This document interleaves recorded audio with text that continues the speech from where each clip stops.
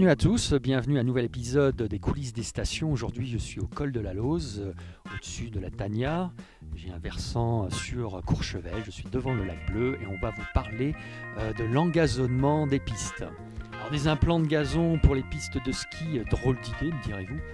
Ça passe par la revégétalisation.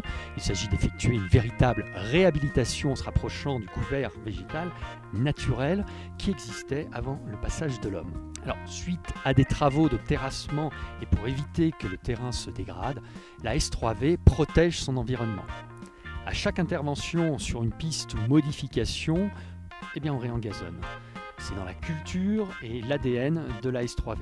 Ici, on utilise des plantes locales qui permettent une meilleure stabilité du terrain. Alors tout de suite, suivez-moi, on va trouver les jardiniers des pistes.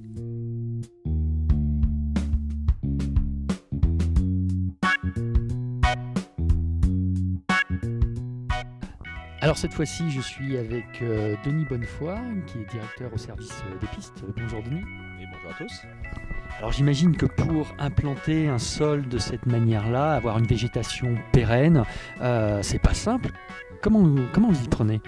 On peut dire qu'il y a beaucoup d'expérience, parce que le service des pistes depuis plus d'une quarantaine d'années, donc on a eu pour habitude, donc après les travaux, c'est-à-dire après le bulage et la préparation du domaine, de réengazonner. Alors expliquez-nous ce que c'est que du mulch.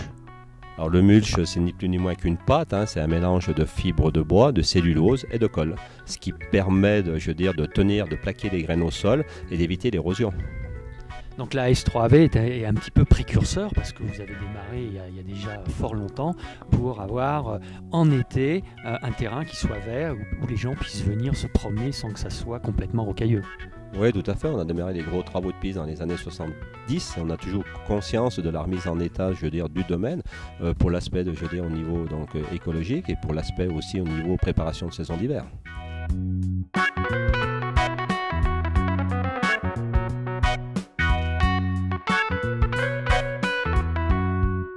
Alors cette fois-ci, je suis en compagnie de Patrick et Laurent. Bonjour à tous les deux.